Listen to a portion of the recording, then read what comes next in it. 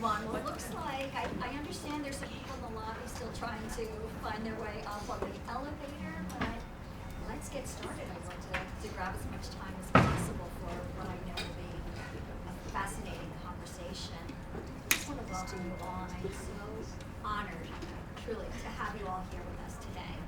My name is Meredith Jacobs, and I am the CEO of Jewish Women International. JWI is the leading Jewish organization working to end violence against women and girls. Our holistic approach includes advocacy awareness, prevention education, and survivor support to end gender-based violence, build access to economic security, and advance women's leadership.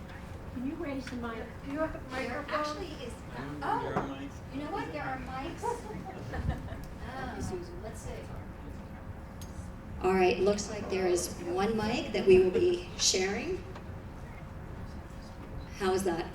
Better. For JWI, October 7th was our wake-up call to conflict-related sexual violence. Following the sexual atrocities committed by Hamas and other terrorists, we witnessed almost immediate campaigns of denial and distortion playing out across social media. In response, and with the vision and deep partnership from the Seed the Dream Foundation, JWI co-launched the I Believe Israeli Women global movement to push back against active efforts to erase the truth of what happened. What we woke up to on October 7th has been happening in conflict zones throughout the war. Conflict-related sexual violence is as old as war itself. Campaigns of disinformation are as old as war itself. But what happens when narrative warfare plays out on the virtual battlefield? When disinformation is so easily amplified by misinformation? When victims and survivors are further terrorized, traumatized, and demonized, and perpetrators are exonerated? I once heard something that I'll never forget. The fear is not that we will believe the lies, but that we will not believe the truth. We're here today to discuss the weaponization of social media to amplify conflict-related sexual violence, disinformation, and denial. I am joined today by an extraordinary panel of experts. To my left, Ambassador Meryl Frank was appointed by President Obama as the U.S. Ambassador to the UN Commission on the Status of Women. Prior to her appointment, she served as mayor of Highland Park, New Jersey.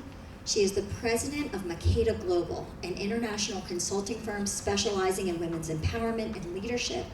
She has worked with women extensively, from women members of parliament in Afghanistan to Maasai women in Kenya to women managers at Microsoft. And now we're pleased to have Ambassador Frank working with JWI on CRSV and social media. Mr. Abid Shamdeen is the co-founder of Nadia's Initiative, a nonprofit organization dedicated to rebuilding communities in crisis and advocating globally for survivors of sexual violence. A native of Sinjar, Iraq, Shamdeen is a seasoned global development professional with more than 13 years of experience working in nonprofit organizations and development, focusing on improving the lives of marginalized communities and refugees and preventing violence against them. Christina Wilfor is the foremost expert on gendered information warfare, co-founder of She Persisted, and director of global projects at Reset Tech. A seasoned international development and elections specialist, she has been on the ground in more than 25 countries, working to create more inclusive and responsive democratic movements. She Persisted is an initiative to ensure that digital harms against women leaders are recognized and addressed as threats to national security and the human rights systems. And finally, Yarna Voloshin is the head of communications at the Ukrainian Women Lawyers Association. JERFAM is a community of women lawyers in Ukraine who work to support survivors and to build a gender-sensitive, non-discriminatory environment. She is co-author and trainer in several major courses on gender equality, development of internal policies, human rights, and civic participation, strategic communication, and dozens of lectures and seminars on these topics. So we have quite the panel before us today.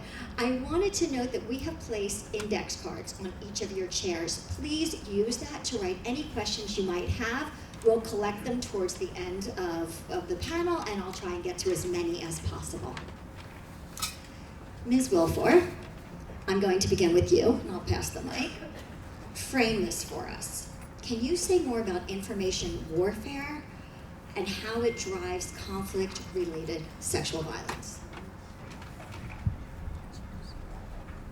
Thank you, and thank you for everyone being here. This is not an easy topic, but at least we're in good company as we figure it out together. So let me say a few framing words of context, because we often overly focus on the bad actors who are utilizing social media rather than the bad platforms that are allowing their products to be abused. And that is really the context in which I enter this issue. So for many years now, I've been working to better understand how can we hold digital monopolies, which the major US-based social media companies are, the ones that have the farthest reach and impact in the world, are owned by US. TikTok is now, we'll see what happens to that, and whether it too becomes a US company. And so they really determine the reach and impact of any type of social media content that socializes people to violence. We've wasted many, many years now in having debates about the human in the loop and the way that this is a human condition, rather than looking at this as conscious choices of tech executives who are deciding the algorithms. Algorithms are decided by human beings who make essentially editorial decisions just like a newspaper editor would, but in code. So there's a human driving what is happening on their platforms and why. And they operate in essence with impunity. And I am looking at, unfortunately, the worst of what we see in driving conflict and political violence and rape as a weapon of war in the way that these systems are abused. So in addition to rape culture and dehumanizing content that socializes people to using rape as a weapon of war, we also see the trading of fentanyl, we see criminal activity, we see Nazi propaganda, Amazon, I'm looking at you, being sold on the marketplace. So this is an ecosystem. It's not one platform, but it's an ecosystem that is lacking fundamental trust and safety. And we are having dishonest conversations around so-called censorship or other things that some believe are problematic part of social media when the reality are these issues. So that's a fundamental first starting point for this conversation. There are many attempts that have been stopped. If we look even at the United States, there was a bill that got 91 senators to vote for it. In December, there was a kids' online safety to create a system in which there can be new rules for trust and safety. The digital platforms, the monopolies I'm talking about, they spent $95 million lobbying against that one bill. So we are up against very powerful companies that are profiting from this system. This is one of fundamental national security. Because what we've seen is that when you have no baseline of trust and safety, responsibility for the products that just seem as innocent in our phone. I think, a few months ago, people were worried in this area about drones in New Jersey. Everyone like, oh, is surveillance happening?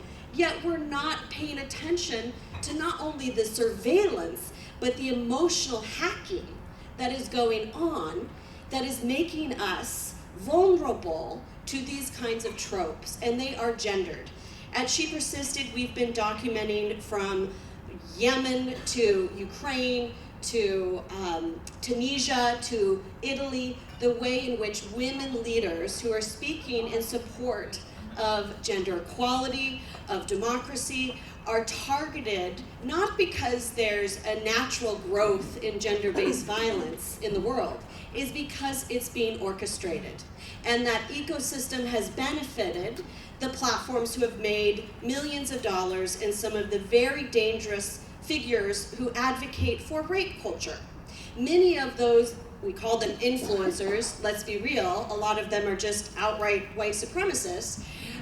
They benefited, especially from Google and YouTube, gave them all the bells and whistles to grow their audiences. Some who had a following of 122 million before YouTube shut them down and said, oh, I guess this violates our terms of service. So I, for one, am tired of having these meaningless conversations with the digital platforms who will come and gaslight us and lie to us and co-opt civil society and give little grants here and there so that they can act as if they're actually caring about these issues. The stakes could not be higher.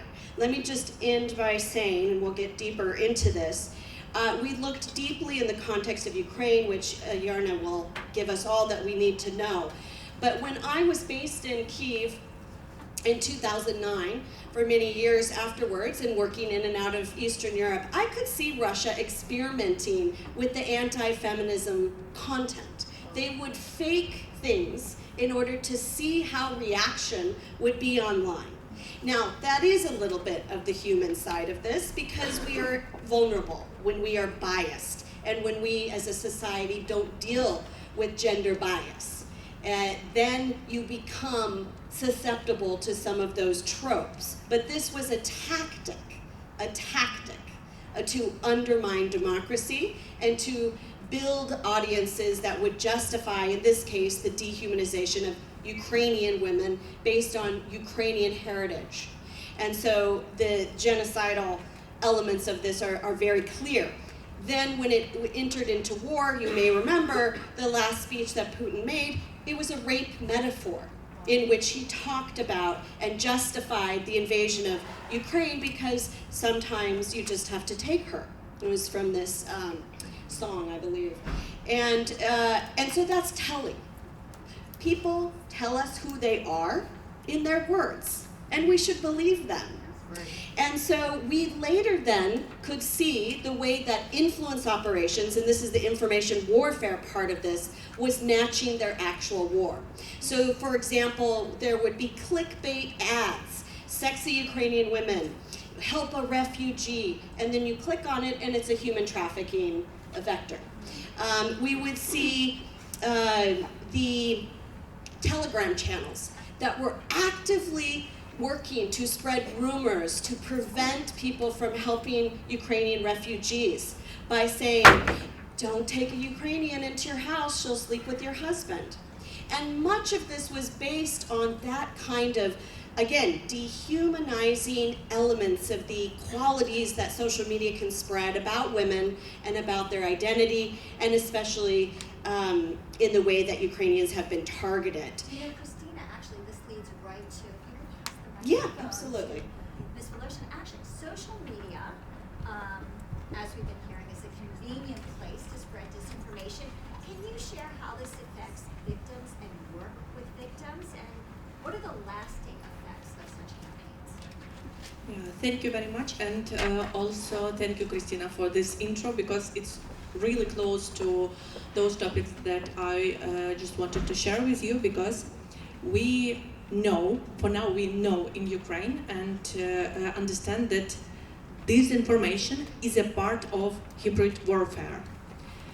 There are some other parts like a missiles attack, drones attack, fights on the front line on the battlefield. It's hackers attack into the bank system, state system, and another, and also it is the disinformation. Actually, we know that Russia's invasion into eastern part and Crimea started in 2014. After that was something like a ceasefire till 2022. But we actually, for now, we understand that for all those time, we felt the hybrid warfare by disinformation. And actually gender equality is maybe one of the largest part of the disinformation topics. For example, we have, in 2022, we have been ratified Istanbul Convention. It's a convention by Council of Europe, which help us to protect the survivors of domestic violence, of gender-based violence. And we have few attempts in Ukraine to adopt it in 2016, after that in 2019, and in 2022 it was successful because we were not so much influenced by Russia propaganda for that time. In 2016 and in 2019 it failed because of Russians, because they used these religious beliefs to manipulate people, and because we know that they have also their religious infrastructure also in Ukraine, and those messages was right there. Your children will be forced to change their sex when they will adopt this document. Your children will be forced to have this conversation about sex with different people and with their teachers, because when they will adopt this document. And nobody really cares what documents is about for real. And it's not just Ukrainian situation. Last year I was in Lithuania, which is a part of European Union, the part of NATO, and it is very nice country, but it has a border with Russia. And they have the same situation, the same influence, and the same disinformation worked on their society as well. Yes, we have problems with victim blaming and culture of shaming of survivors of any type of sexual violence. I believe that many societies, maybe all of them, has this problem. We work a lot in Ukraine to deal with this, because we understand that a lot of survivors of conflict-related sexual violence do not reach help, do not reach services, do not reach law enforcement bodies, because they are afraid to be ashamed. They are afraid that somebody will know about their experience and will just point on them and tell that they are guilty because of that. We know that this is a problem for the centuries. It's not just a problem of our time.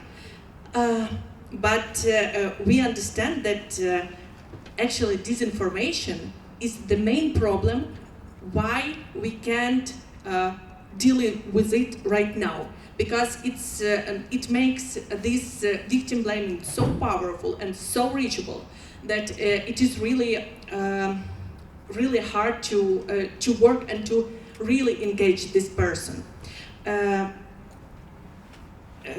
It's actually spreading these disbeliefs in death and future, and in support, that they can get support and they can get help and they will be believed.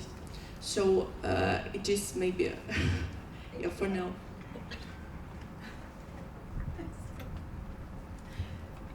Would have been good to have two mics. I'm actually going to follow up on something you said, and that is how the victims don't seek help because of the shame. And so, Ambassador Frank, I actually want to turn to you, and if you are currently writing a report that includes an examination of 5 different conflict zones, and I would love if you can share some of your takeaways, but also frame for us, I'm assuming most people in this room understand CRSV, but if you can kind of follow up on what Yarna said, and talk about how it really is an attack on the community and the country.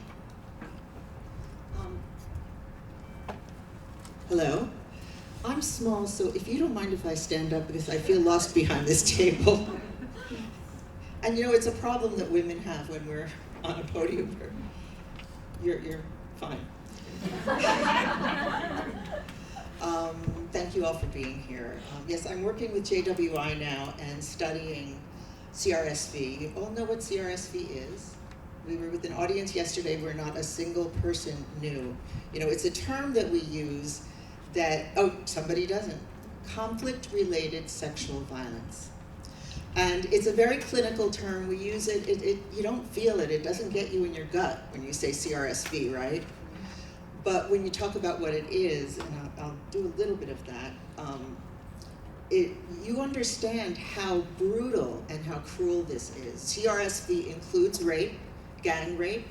It includes slavery. It includes all sorts of brutal manipulations of women and sometimes men and also children. You know, this is the reality of what CRSV is. So when we speak about it, you know, I wish there was another term. It's so important, though, that this term covers the many different varieties, that it is sort of expansive rather than rape as a weapon of war. But it's sexual violence in the largest term. Is that clear? Okay. What we decided that was important to study, and actually it was Meredith's idea, was how social media affects the lives and the perceptions of CRSV. Now, when she mentioned it, I at first thought, but as I started looking into it, I realized, and I admitted to her that she was absolutely right, that this is profound.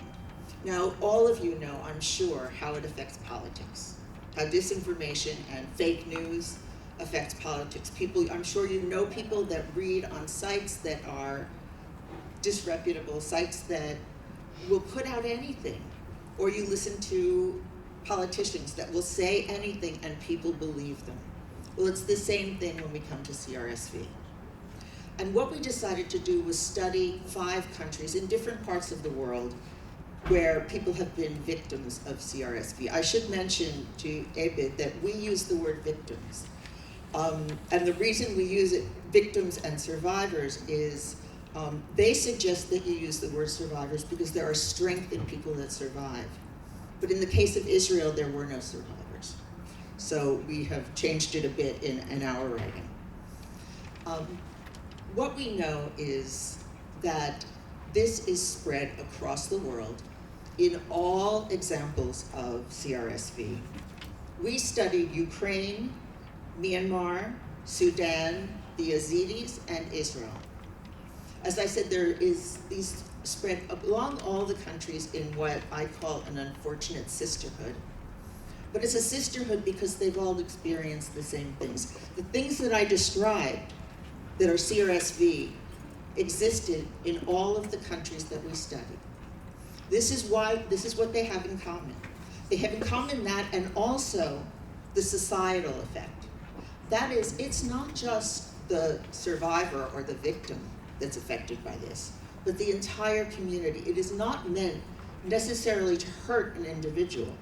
It's meant to send a message. That's the rape itself, but also the message is amplified when people get on social media. Yes, they're Ukraine, Myanmar, Sudan, the Yazidis from Iraq, and Israel. And as you can see, all over the world,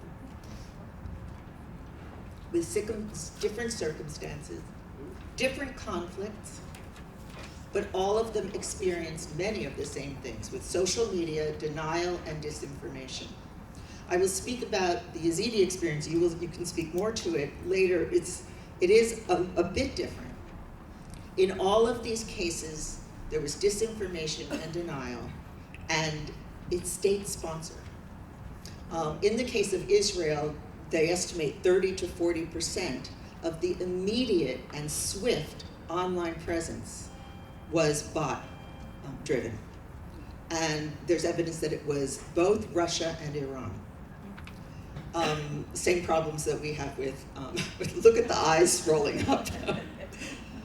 This is part of the problem. But those bots and the state-driven disinformation is then amplified. And it's amplified sometimes by innocent people who are reading it and believe it. But this is part of the problem. So let me just very quickly go through some of them. As I said, there's commonalities among all of them, and tremendous commonalities. But what is different is really most interesting. I don't have time to go into how the conflicts are different, so I'll just go into how the social media is different. Does that make sense? Quickly? Okay. I'll do it quickly. Okay, in Ukraine, I hope you can speak a little bit more to this. The social media disinformation and denial is intense. It comes through Russia, but there are people that are sponsored by Russia, even in the United States and elsewhere around the world. It's global. And the disinformation includes deep fakes, it includes lies about people that come forward. In fact, I have a photograph here. It's the Pramila Patton, the special representative on sexual-related violence, conflict-related violence, I'm sorry, was even targeted by them. I should pass this around. She is obviously a renowned expert in this field, is coming to different experiences around the world, understands this issue, and makes statements and issues reports to the Security Council, and she's targeted. There's disinformation about her all over the internet, and again, people believe it. Oh, I'm sorry. I'll quickly go through Myanmar. Myanmar is an interesting example because most of the people in Myanmar are on Facebook. And Facebook promoted disinformation put out by the government. And what's interesting about it is they then reevaluated what they were doing and changed their policies. Unfortunately, as we all know, those have been changed again. In Sudan, you might think that people are not online in Sudan, but they are.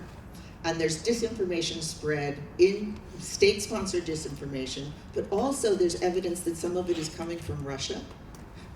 Again, the Yazidis, should I?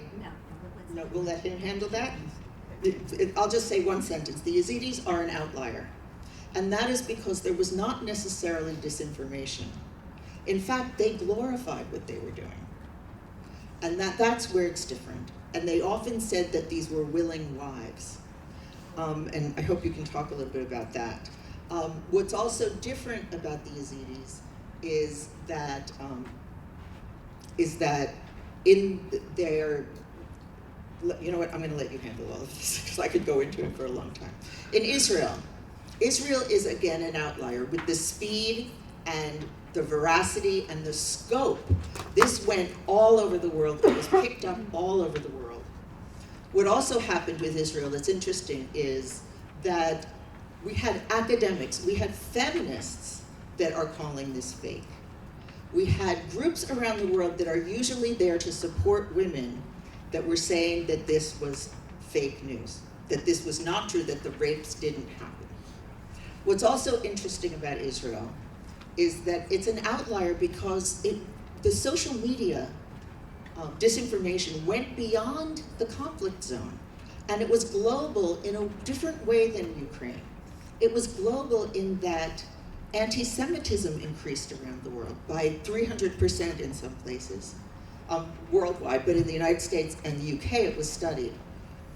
And so not just the victims, there was not just disinformation about the victims, but anyone who was Jewish worldwide. And this is very different.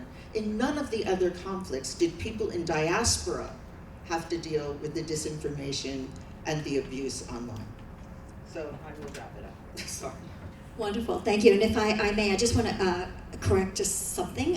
JWI also uses the term survivor, and actually in Israel there are survivors, and those currently surviving when we think about the hostages. So just, Mr. Shamdi, during the ISIS attacks on the Yazidi community, you actually played a pivotal role as a member of the Sinjar Crisis Management Team, where you worked to relay critical information about the atrocities on the ground to U.S. government officials.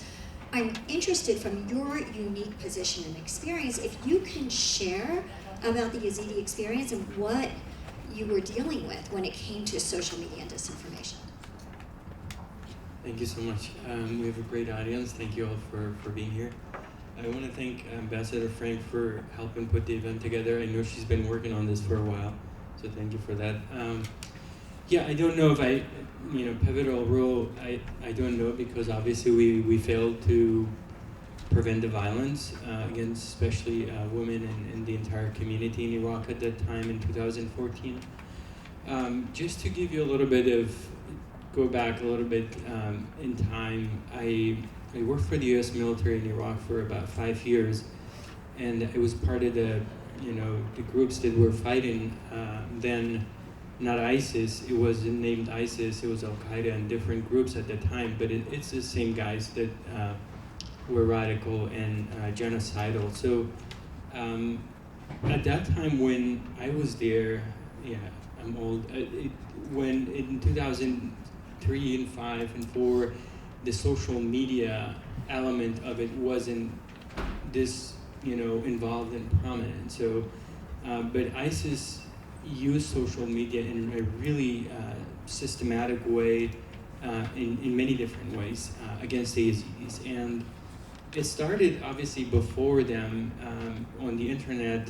As you were talking about it, there was a lot of disinformation to demonize and to, spread misinformation against the Yazidis in general as a community. But unfortunately, the community paid the price, but especially the women in 2014. ISIS, as you may all know, it was not a local organization in Iraq. From tens of different countries, people with radical ideologies joined them, and the way they recruited people was mostly online. From America, from Canada, from European countries, from Kazakhstan, and all these countries. I remember we met once with the foreign minister, I believe, of the Maldives. In Maldives, this tiny and also beautiful country, per capita, that's one of the largest countries. People joined ISIS from the Maldives, and it was folks from Chechnya and these other groups that were recruited through, especially Facebook, and these other platforms that joined ISIS and helped make possible this campaign of genocide. But a specific element of this genocidal campaign against Yazidis, as you were mentioning, was the element of sexual violence against Yazidi women. And that was used to not only destroy the woman, but also is used to destroy the community from within. And they actually almost, to a certain extent, succeeded in tearing apart the very fabric of the entire community, because 11 years later, we still have more than 2,000 women missing. Most of them are probably in Syria, in Turkey, where ISIS families and ISIS members that when the caliphate was defeated, they moved them to Turkey. I've been working on this topic especially for the past several years, and even last year we were able to rescue some of the women from captivity, from Turkey, from ISIS members, from some of the women with their children. And so the use of the internet and the social media in this sense of one, recruiting manpower, in this context is very true, that term, and radical Islamists from all over the world to join ISIS to commit not only genocide, but a systematic and widespread campaign of sexual violence against Yazidi women. And to be clear, I've met women that have witnessed themselves, as young as 9-year-old girls were taken into sexual slavery and raped from the Yazidi community. And it's not just this that enabled ISIS to commit this type of violence, but they had active marketplace of selling and buying Yazidi women online, both on Facebook and Telegram. And I had asked if it was possible to use the screen. I didn't know there was a screen, to show you some of these screenshots of Telegram groups where ISIS was buying and selling women for many years, and still they communicate through these dark corners of the internet to buy and sell Yazidi women that are still missing. And so the the internet was a critical tool for ISIS and for many radical groups to commit a widespread campaign of sexual violence against Yazidi women specifically. And in the aftermath, even when ISIS was defeated, they still continued to use the internet to communicate about, find, and sell on these women that are still missing in captivity. And I think in the bigger picture of all of this, the widespread hate speech and misinformation against the community in general continues till today.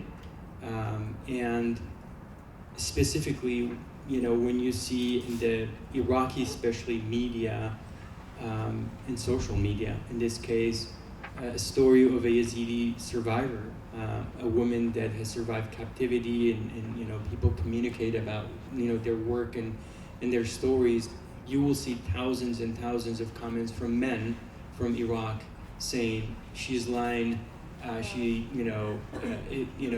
was just raped. Why is she making a big deal of it? And, you see comments that are really heartbreaking to see made online about these women, and it's this type of I would call it digital violence against women in Iraq is really widespread and beyond what I know, what I talk about, and what I do on a daily basis around Yazidi women and the work we're doing to help the Yazidi community. It's a widespread problem in all over the country as a whole in terms of domestic violence and pictures of women being communicated in these different groups, and often women are killed because through what's called honor killing, because if their pictures and videos are communicated in the internet and people see them, then the next day you'll see the woman is killed. And in fact, I know someone that was killed not too long ago in Iraq because of a similar story of that she was trying to get out of bad marriage and she was killed, and some of the information was communicated online and in these different platforms. So I don't want to take up too much time. I know we have limited time for everyone speaking, but we still are struggling to contain this type of violence in many ways against one, misinformation and the spread of misinformation about accepting what happened to Yazidi women in general. Because I've been in meetings and discussions where people would say, well, ISIS committed violence against a lot of people, so why are you making a big deal of what happened to you specifically? And minimizing what happened to Yazidi women. And these are thousands, more than 6,500 women that were taken into sexual slavery and rape and sold out between ISIS members. So, and I think the final part I'll say about this is that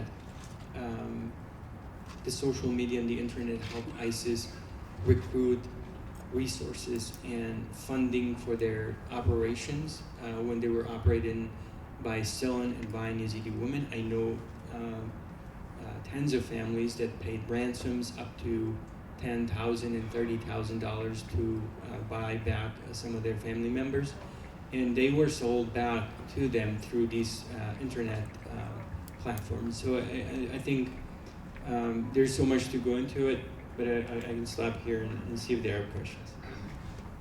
Thank you. No, it's fascinating, and thank you for the extraordinary work of Nadia's initiative.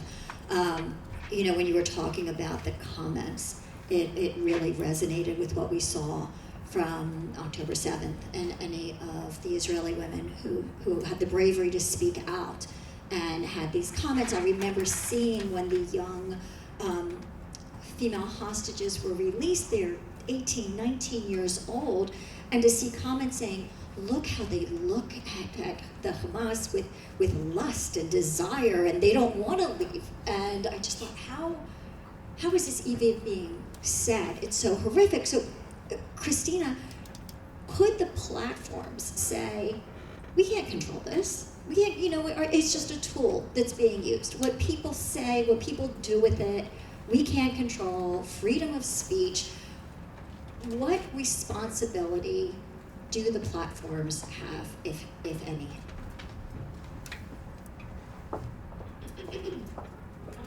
They have all the responsibility, and so do the policymakers who fail to protect the public. So, the conversations around regulation and creating safety standards, when you're dealing with such massive companies who are the richest in the world, requires then being clever and having both the political will as well as the policy chops in which to do this. So first, we have to have honest conversations as we are now and speak truth to power about the nefarious role that they play in order to create a baseline. There is a baseline, and it is the Digital Services Act in Europe that has established a way in which it holds the companies to risk mitigate and to prove that they are keeping their tools safe for the public. It's a complicated set of legislation, but it is one of the gold standards that is being implemented now, and we should work to bolster and support it and not get caught up in falsehoods around this being an issue of free expression. That's a falsity. And recognize that throughout history, there's not been any politically violent movement or genocidal movement that didn't benefit from technology, whether that was the use of radio in Germany or in Rwanda. Technology allows the socialization of these dangerous concepts, and it's orchestrated.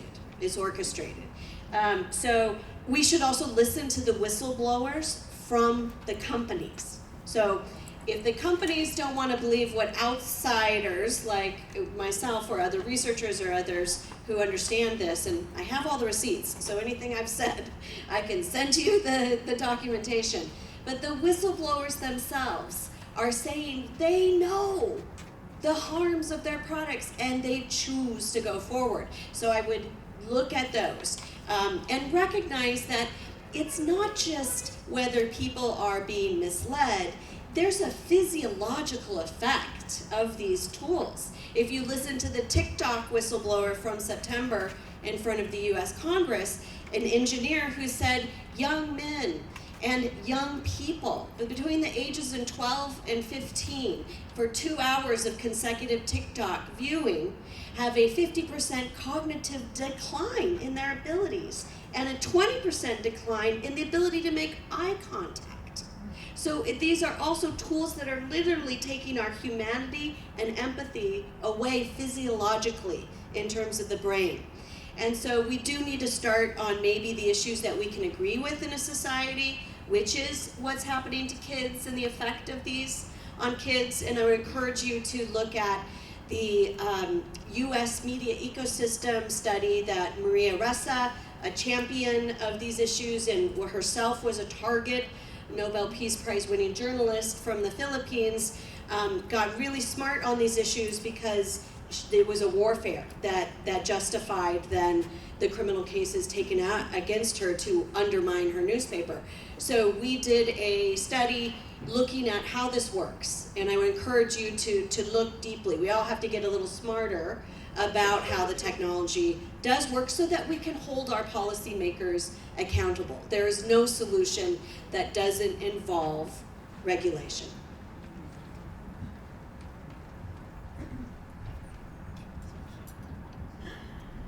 Sorry about that. Abid, I want to go back to you. Nadia's initiative, which you co-founded with your wife, Nadia Murad, seeks justice both by working to hold perpetrators accountable, but also by enabling survivors to heal and to rebuild their lives. How has social media impacted those efforts? Thank you so much. Before I get to your question, I mean, the other part of the challenge we had in the beginning was that it wasn't a denial to say similar to Israel, but at the beginning, people were saying, let's not talk about it. We don't know enough information yet about the sexual violence against Yazidi women because, I just to be honest, I think a lot of people were afraid that it's sensitive because of religion. But you know, I think this is something that we have to do in general, that kind of disconnect politics, if it's in Ukraine, or disconnect religion from the systematic violence against women in these conflict zones. Because it's sensitive, because we will harm someone's feelings about religion. Let's not yet talk about this systematic rape and sexual violence against women. And I think this is really wrong. And in the case of Israel, okay, there are different opinions on both sides about the war and what's happening there, but there's no reason to deny that Hamas, committed rape against women. This is just very simple. You should not and cannot deny that it happened. You can say anything you want about Netanyahu or whatever the politicians are doing, but this is a fact, and I think denying the facts is just what is causing harm here as well. Yes, so I mean, at Nadia's initiative, this is the work done by Nadia, an amazing woman. My wife, she's a champion. She's a force. And I'm not doing much, to be honest with you. I'm just, at the beginning I was translating for her, but then now she's learned the language. She just doesn't need me for that even. She's done a great, amazing work, and I think she brought in her experience. She lost family members, and she had many of her sisters-in-law, nieces, and nephews taken into captivity with her, and many of them did not survive until this day. And I think I don't want to speak for her, the way that the work has been done in Nadia's initiative and other organizations that we have worked with is making sure it's survivor-centered, and in a way that we work with survivors, we're being sensitive to the information communicated about them and these sorts. But she brought in her experience as a whole in terms of what happened during the attacks on the village, and how we all failed, and the international community failed to save thousands of women from sexual slavery. And communicating about that to world leaders in a brave way. The programs and the support we are doing at the Women's Center we have in Sinjar now, and other projects are all designed in a way that reflect what survivors want and what women in general in that region, and they're doing the work. We're not. They're on the ground and they're doing the work. We're just trying to get the resources to them. And the other thing that she, unfortunately, and so many others still, after even surviving, had to live in a displacement camp inside her own country for years. And I think that also goes back to women who survive even these conflict and terrible situations are being put in these camps with not enough privacy to heal and recover, and it's much more difficult for women. Men can get out and do things and can go to other places and work, but at least from my experience, what we see with the Yazidi community, the majority of women have had to live in these fenced communities with barely any privacy for now 11 years, and sharing facilities with thousands of people you don't know without proper privacy. That's why we now see child marriages have gone up and suicide among women. And so I think a lot of it is amplified, by the way, by social media, And so what we're doing is trying to communicate a message that the work that is done needs to be done in a sustainable, in a survivor-centered way, meaning that, if you want to help these survivors that have endured so much pain and trauma, you cannot really do that, to be honest with you, in a camp, in a tent, with people living in this community of people we don't know, and with not enough privacy, not enough resources, not an opportunity to work and to go to school and to recover properly. So we have campaigned against that, and I think the UN has failed miserably to do better in terms of like doing the work in the right way, and they continue to get the funds to let this happen to women and keep them in the camps for more than 10 years now. Can you imagine, like, you live in your own country, just 1 hour away from your home where you grew up, where you went to school, where you had a family, but you have to live just 2 hours from there in a tent for 10 years? It doesn't make any sense. And when you talk to people, they will say, well, ISIS is defeated, the security situation in Iraq is better, and we cannot invest in Iraq much more. But on the other hand, people are still living in the same situation that they were put in 10 years ago. And so I think as a small organization, it's just we're making some progress, but there's so much more to be done. And in terms of the women that were taken into sexual slavery, like I said, I've been working on this topic specifically with other members of our team. It's just really hard to find these women because, as I was saying earlier, this genocide and the sexual violence also affected the Yazidi community from within, and created a huge issue that is hard to deal with and to manage as well, because as some of the women have had children in captivity now, and they have children born of rape.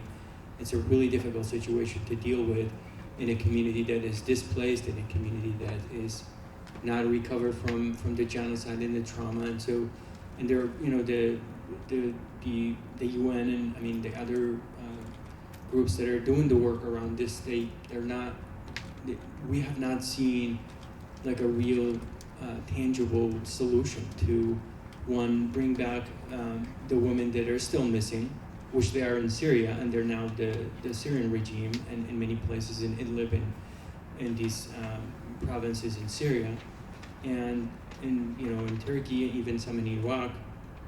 But there is no coordinated effort, and as a small organization, we try to coordinate with different groups, but you have non-state actors, you have state actors in Syria and in the region that most times they refuse to cooperate and to bring back some of the women. Even when they do, what they do is they use it for their own propaganda, to be honest with you, and take videos of these women and parade them that, we have rescued this woman before she's ready to speak and to go on video, and it's horrible situations. And I think,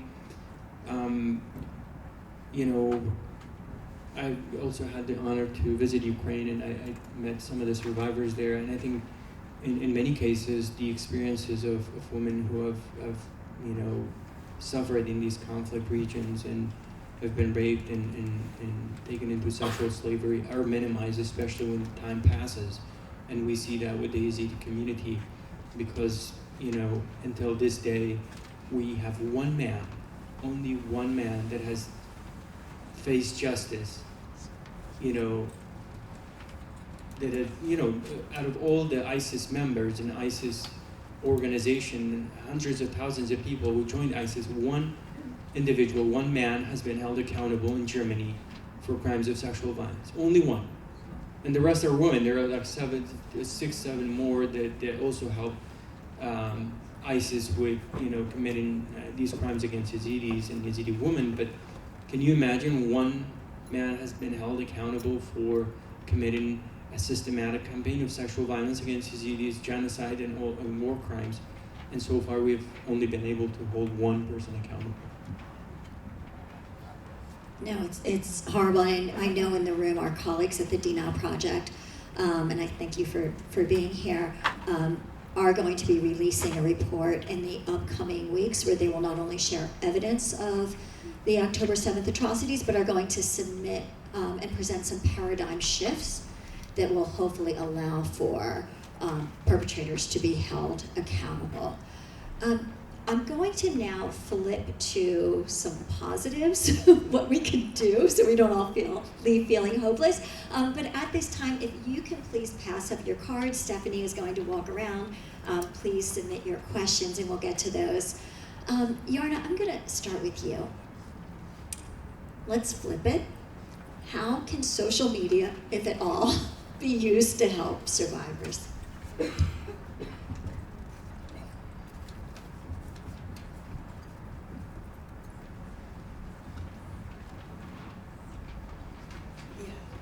Yeah, it works. Thank you.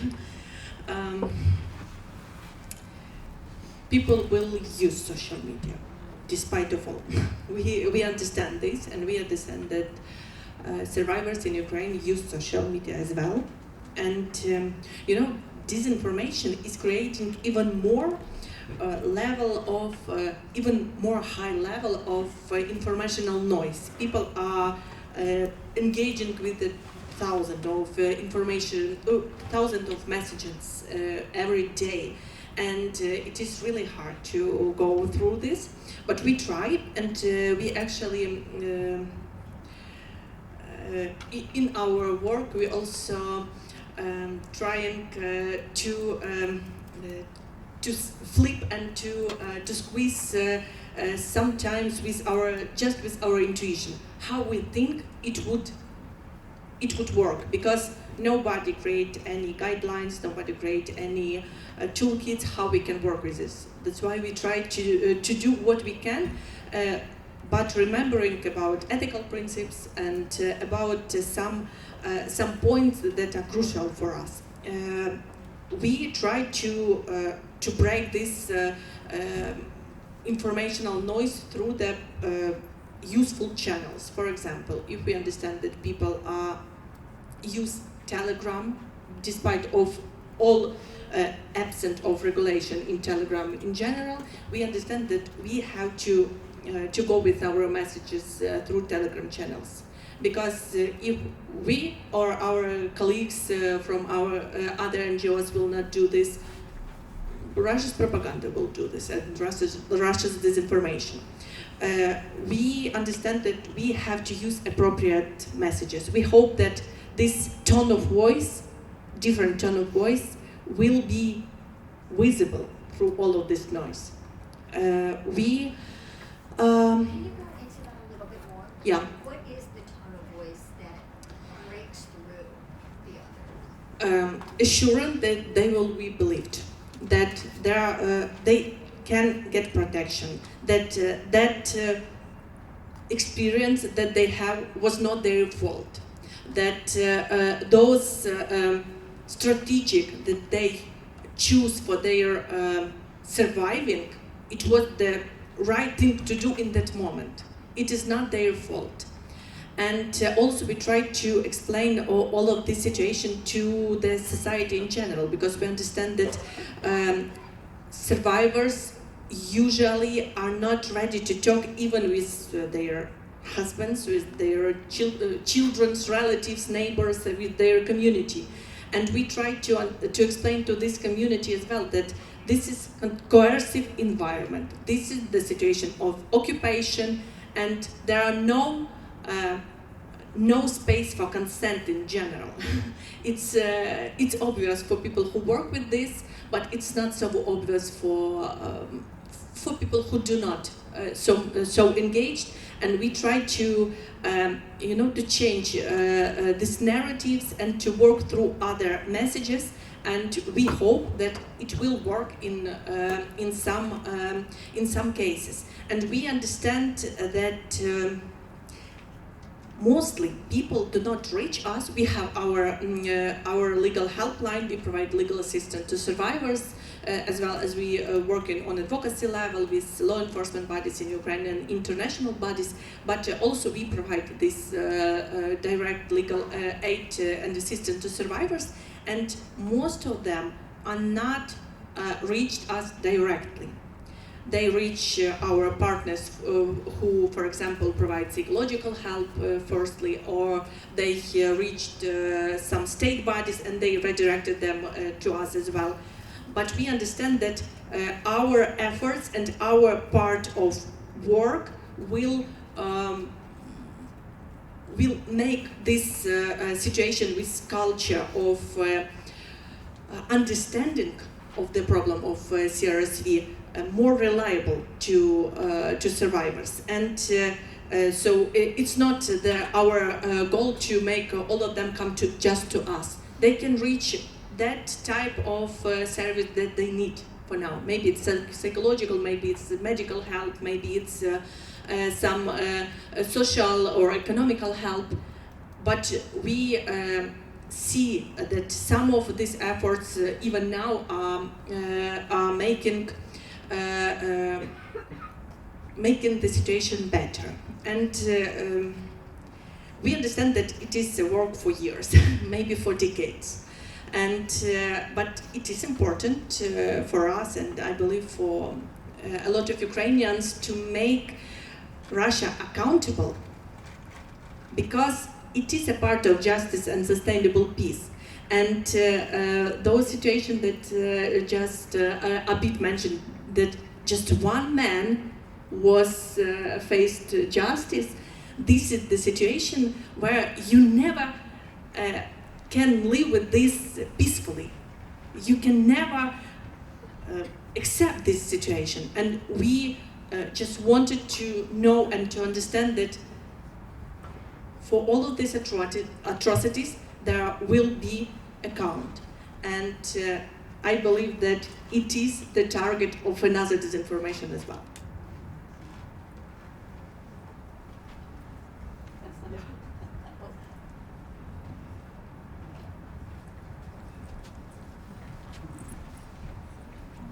If I had realized, I would have sat in the middle. Ambassador Frank, one of your recommendations in the report is to utilize the Berkeley Protocol. Can you expand on that? We recommend that the Berkeley Protocol is considered by nations around the world. Ukraine, I think, is the only one that has adopted the use. But it has been used by NGOs and by other organizations around the world. We also have 7 recommendations for other groups. But what we're talking about with the Berkeley Protocol is particularly interesting. The idea, it was only established in 2022. And the idea came from, interestingly enough, the Nuremberg trials. You know, during the Nuremberg trials, they wanted to submit evidence of the camps, of concentration camps. But how did they do that? Well, they had film. But film was something that was very new to be admissible in court then. And they allowed it. And so the idea was now to move into the modern age and see what it could be admissible in court. You know, as our panelists have talked about, it's very, very difficult to get evidence. It's difficult for women to testify. Of course, it's the trauma. Another reason is the social media abuse once they've been online. And what this allows for, what the Berkeley Protocol allows for, is social media videos, allowing them as evidence. Also online testimonies. And it verifies these things so that it's trustworthy, so that they know that this is real. Also, the Berkeley Protocol works to expose fake videos. So they will know, through using various apps, they will know which videos are fake. They can investigate encrypted messages. And all of this helps with the investigation. They can gather digital evidence. Some of it, I think, that Ukraine has used has been satellite image, right? And this is something that is in some ways revolutionary, but it's the world we live in now. And so what we urge is that nations adopt the Berkeley Protocol. It can also be used in individual nations. It has been used for bystanders, witnesses to videotape abuse by police officers, for example. So to use it nationally and for international courts as well, because as we've heard, we know that this is existing. We know that CRSV is has been growing. By the way, this year, it's grown, what is it, 50%? CRSV. But the prosecution is the next part. And this will add to the ability for prosecutors to go ahead and convict. Your understanding that Ukraine has adopted it, can you share some of your experience using the Berkeley Protocol?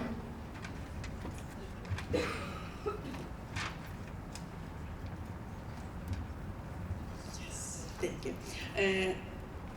I know that Ukrainian Office of the Prosecutor General included the Berkeley Protocol in their strategic plan for investigation different international crimes, and it was already used in that case that is related to deporting of Ukrainian children from occupied territory to Russia. And we know that there are warrant for Putin and his associates for this crime. So it was used, at least in that case. And but we work directly with cases of conflict-related sexual violence. In our cases, we know that it was really useful to have this, direct and convenient and consistent guidelines how to identify and how to collect this information. For example, we know that we have clients that who are reporting about the rape in Kyiv region during the occupation. She remembered that just the name of unit something like a name of the perpetrator. Through the social media, we can have the evidence that he was in that region on that day, that his unit was in those town or in those village, and after that, you can also use this way to investigate his colleagues who is posting photos with on social media. And it was, especially when we talk about 2022, it was very useful because unfortunately Russians became more clever too, and they are hiding their crimes for now.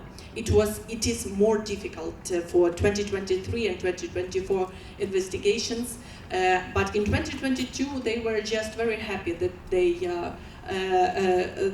make the atrocities in Ukraine, and they posted through all over social medias. So we have a lot of cases where the Berkeley Protocol is really helpful to collect it properly, that it can be used in the court, it can be used in international bodies and institutions, and it is also can be helpful for NGOs who documented different type of CRSV or different international crimes as well, because it's proper and consistent, convenient guidelines. It's a vast array of potential evidence all through the social medias, and it would be very wasting of resources if we will not work with this information and we will not use it in our way to restoring justice and to help the situation.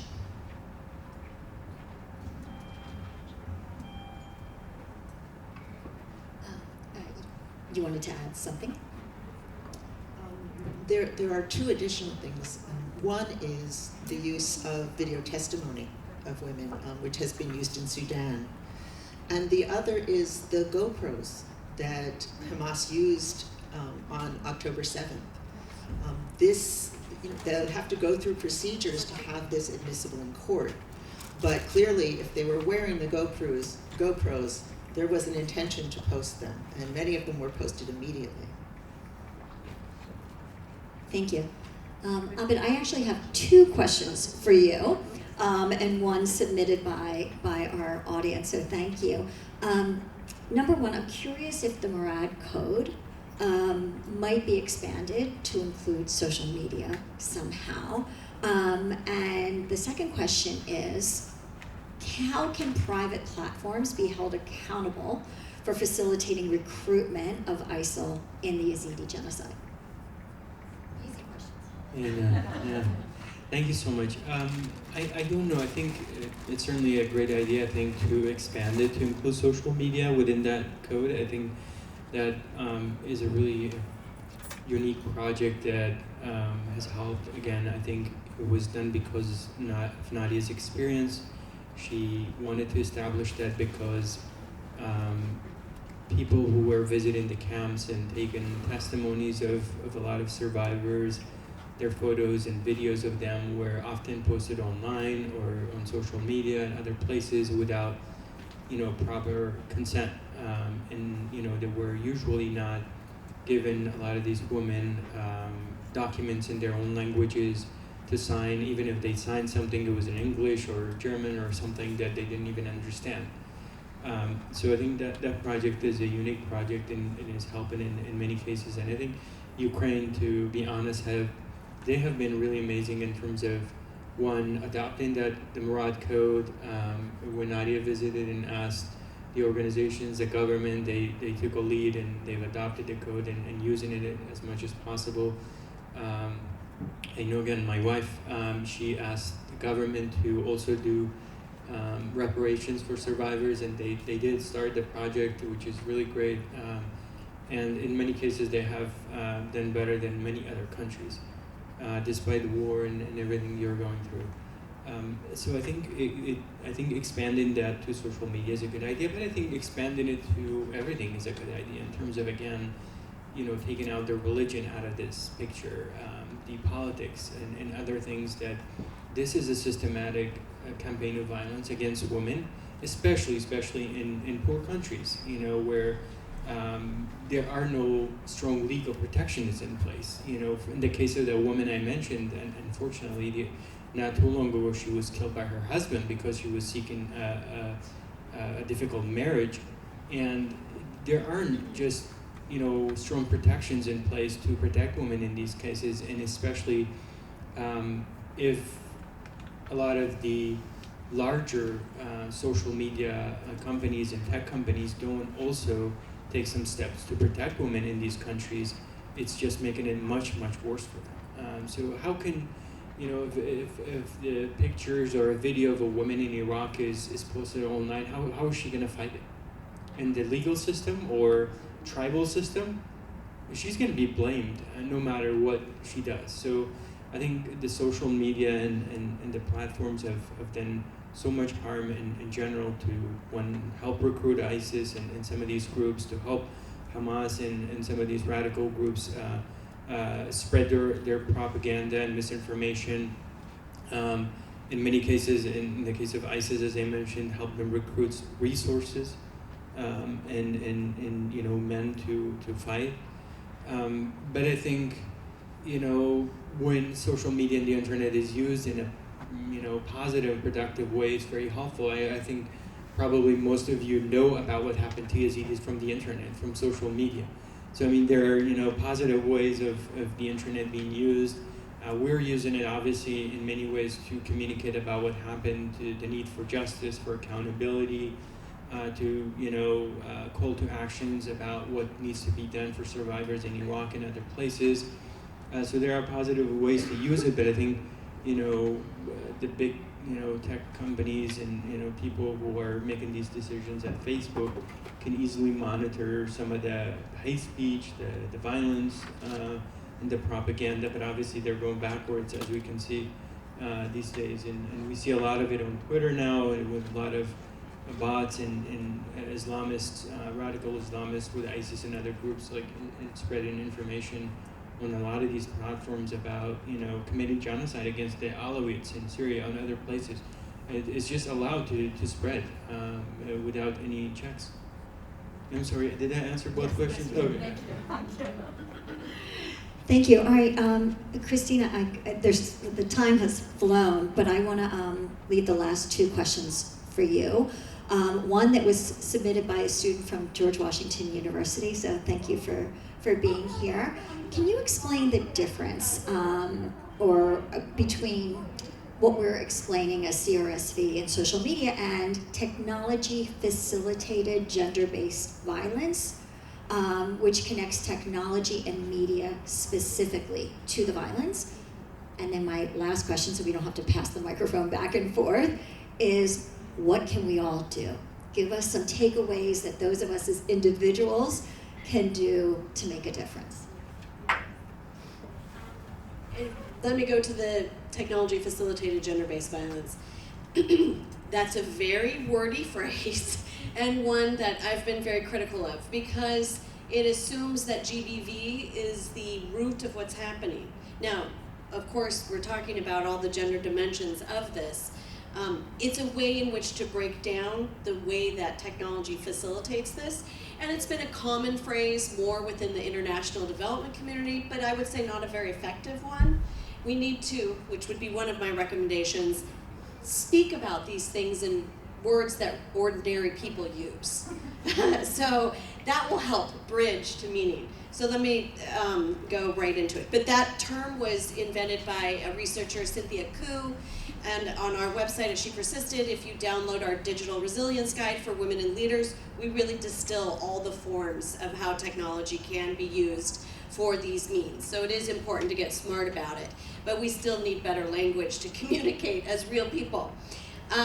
So a couple things. First of all, Timothy Snyder was saying this, historian of authoritarianism, and is steeped in Ukraine, is there's a sense that we might have that these things can't happen here, but here is the only place we are. And so I think that's a recognition that can build the global solidarity that is needed. On the train ride up from DC, I was looking at Time Magazine's Women of the Year, flipping through there, and the one who stands out to me is Giselle Pellicot from France. And here's a woman who dealt with systematic rape from her husband of ordinary men, truck drivers, students, ordinary men. So we do need to work to address the socialization that leads someone, whether it's in a strong democracy, a fragile democracy, a conflict zone, to treat women in this way. And that involves hard and difficult conversations that we all have to have in our community, and utilizing the legal systems that do exist in order to expose this and support the women who bravely come forward, so that this is not a humiliation. This is, in fact, a pride to address injustice. And so we need to hold that up. And that would be the second point, is don't despair. This is a moment in history where we have a lot of things to be concerned about, and this is a very heavy, heavy topic. But despair is such a dangerous emotion.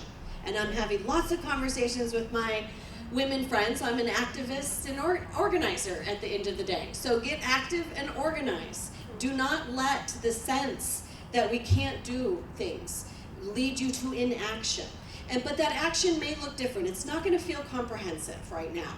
There's too much going on. We can't boil the ocean, but you can make a nice cup of tea.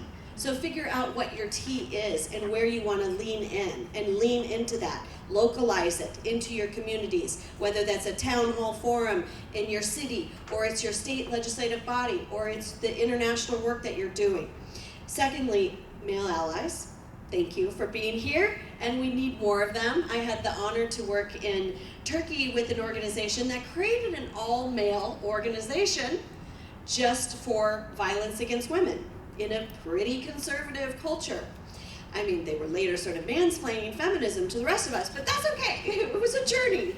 It was a journey, and they were using their own voice as producers and journalists, and we welcome. The water may not be warm, but we welcome more people in it. And there's really, really power in that. And then the last thing would be using your own voice on these platforms. So I'm not on the side that says don't use social media. I mean, they have all your data and they've monetized it anyway. So, you know, you need to be out there. Don't fool yourself that we can algorithmically manipulate positive content, because we can't. It's not designed that way. But you can use your online voice for offline organizing. We are more than them. We are the people in this, and the people have power. So just recognize our power in this very deep topic.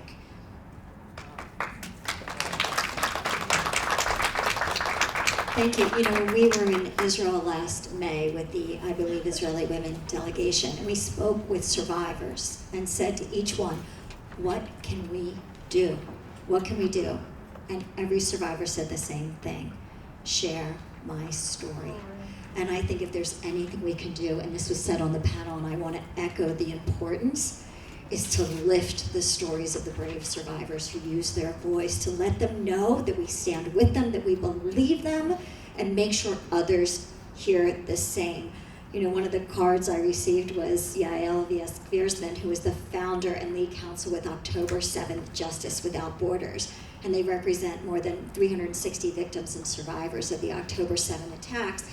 But she wanted to thank this panel for their work and commitment, and to add how we are all in this together. Not only with common bad actors, Russia, Iran, who are committing this hybrid war, but she also notes that a Yazidi survivor was rescued from Gaza by the IDF.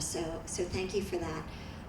JWI's report on land and online conflict-related sexual violence in the social media battlefield, which is being written by Ambassador Frank, will be available in the coming weeks. Please share your contact information with either of us. We will make sure you receive a copy. I am not usually one for quotes, but someone shared this with me earlier this week. It's from Hannah Arendt. And she said, a people who can no longer distinguish between truth and lies cannot distinguish between right and wrong. So please join me in thanking our extraordinary panel. To all of you, the work we do together in memory of the women whose voices we will never hear again, and the survivors still too traumatized to speak their truth. Thank you.